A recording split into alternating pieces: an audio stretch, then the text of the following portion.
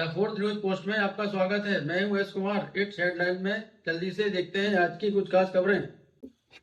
जम्मू कश्मीर के राजौरी जिले में नियंत्रण रेखा के पास एक सुरंग में विस्फोट हो जाने की वजह से सेना का एक जवान शहीद हो गया और 2 अन्य जवान घायल हो गए। आपको बता दें कि शहीद हुआ जवान एक अग्निवीर था। उधमपुर के सेना अस्पताल में उसने दम तोड़ दिया। प्रधानमंत्री नरेंद्र मोदी ने अयोध्या में बन रहे राम मंदिर पर स्मारक डाक टिकट और दुनिया भर में भगवान राम पर जारी टिकटों की एक पुस्तक जारी की है। यह पुस्तक भगवान राम की अंतर्राष्ट्रीय छवि को प्रदर्शित करने का एक प्रयास है। इसमें कुल मिलाकर 48 पेज हैं और कई अन्य देशों द्वारा जारी किए गए टिकट भी इसमें शामिल किए गए हैं, जैसे अमेरिका, कंबोडिया, सिंगापुर। देश में हवाई जहाज उड़ानों की देरी को लेकर केंद्रीय नागरिक उड्डयन मंत्री ज्योतिरादित्य सिंधिया और कांग्रेस के नेता शशि थरूर के बीच एक दूसरे की तरफ से आरोप प्रत्यारोप जारी हैं। शशि थरूर ने सिंधिया पर जनता के प्रति उपेक्षित रवैया अपनाने का आरोप लगाया। बुधवार को शशि थरूर को जवाब देते हुए सिंधिया ने कहा था कि उनके बयान बिना आधार के हैं।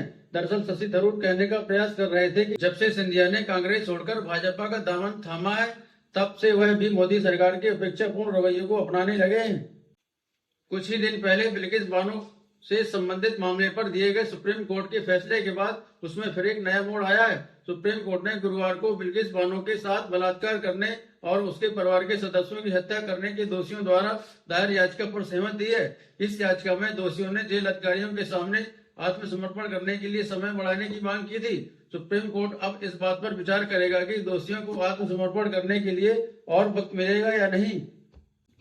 हरियाणा के पूर्व मुख्यमंत्री और कांग्रेस के दिग्गज नेता भूपेंद्र सिंह हुड्डा से प्रवर्तन निदेशालय यानी ईडी ने 2004 से 2007 के बीच मानेसर में भू अधिग्रहण में कथित तौर पर की गई गड़बड़ियों से संबंधित जांच के सिलसिले में पूछताछ की है। जांच अधिकारियों ने धन शोधन निवारण अधिनियम के प्रावधानों के तहत उनका बयान भी दर्ज किया है। उच्चतम न्यायालय ने बुधवार को 25 साल की एक लड़की के माता और पिता को निर्देश दिया कि वे उसे तुरंत आजाद करें। इस लड़की का आरोप था कि उसके माता पिता ने उसे उसकी इच्छाओं के खिलाफ हिरासत में रखा है, क्योंकि वह अपनी मर्जी से किसी व्यक्ति के साथ रिश्ता रखना चाहती थी। न्यायमूर्ति बी.आर. गवई और न्यायमूर्ति संदीप मेहता की पीठ ने इस मामले पर कर्नाटक हाई कोर्ट की आलोचना भी की और कहा कि जब किसी व्यक्ति की स्वतंत्रता का सवाल होता है तो उसे एक दिन की देरी भी बहुत मायने रखती है। कोर्ट ने उसके माता पिता से 48 घंटे के अंदर उसका पासपोर्ट और अन्य जरूरी दस्तावेज उसे वापस करने के लिए भी कहा है।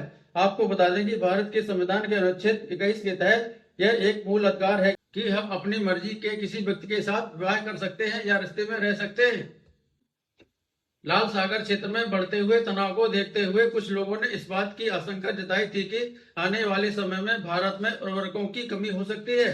इसी से संबंधित सवाल का जवाब देते हुए रसायन और उर्वरक मंत्री मनसुख मांडविया ने कहा है कि भारत में उर्वरकों की कोई कमी नहीं होगी, क्योंकि देश के पास आने वाले खरीफ सीजन की आवश्यकता पूरी करने के लिए पर्याप्त स्टॉक है। इसके साथ उन्होंने यह भी कहा कि भारत विदेश मंत्रालय लाल सागर विवाद में हस्तक्षेप कर रहा है और भारतीय नौसेना उन जहाजों की रक्षा कर रही है जो माल लेकर भारत आते हैं।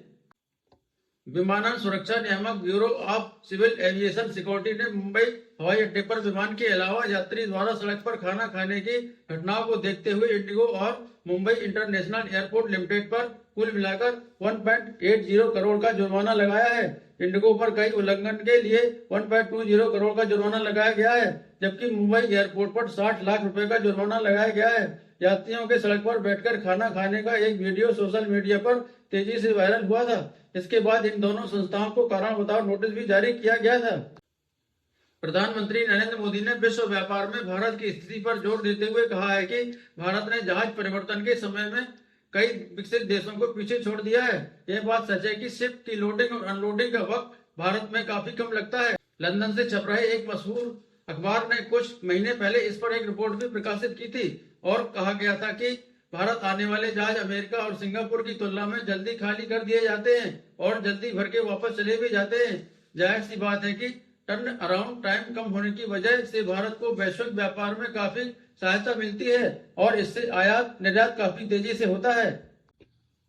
समाचार एजेंसी पीटीआई की रिपोर्ट के मुताबिक केंद्रीय मंत्री जितेंद्र सिंह ने कहा है कि अयोध्या में राम मंदिर के अभिषेक के दिन 22 जनवरी को केंद्र सरकार के कार्यालय आधे दिन के लिए बंद रहेंगे। ये फैसला भावनाओं को देखते हुए लिया गया है ताकि कर्मचारियों को कार्यक्रम में भाग लेने में मौका मिल सके। इसके साथ ही केंद्रीय गृह मंत्रालय ने अयोध्या में 22 जनवरी के उद्घाटन समारोह को देखते हुए साइबर खतरों से निपटने के लिए अयोध्या में उच्च स्तरीय टीम भी भेजी है। टीम में कुछ लोग इंटेलिजेंस ब्यूरो के, कुछ लोग इंफॉर्मेशन एंड टेक्नोलॉजी मंत्रालय के और कुछ लोग भारतीय कंप्यूटर आपातकालीन प्रतिक्रिया टीम यानी CERT इनके शामिल हैं। कांग्रेस की भारत जोड़ो न्याय यात्रा अभी फिलहाल असम में प्रवेश कर गई है। कांग्रेस के नेता राहुल गांधी ने असम में हेमंत बिश्व शर्मा के नेतृत्व वाली भाजपा सरकार को भारत में सबसे भ्रष्ट सरकार करार दिया है और उन्होंने राष्ट्रीय स्वयं सेवक संघ पर नफरत फैलाने और सार्वजनिक धन लूटने का आरोप भी लगाया है। आज के लिए इतना ही। आप देख रहे थे द 4th न्यूज पोस्ट। बहुत बहुत शुक्रिया।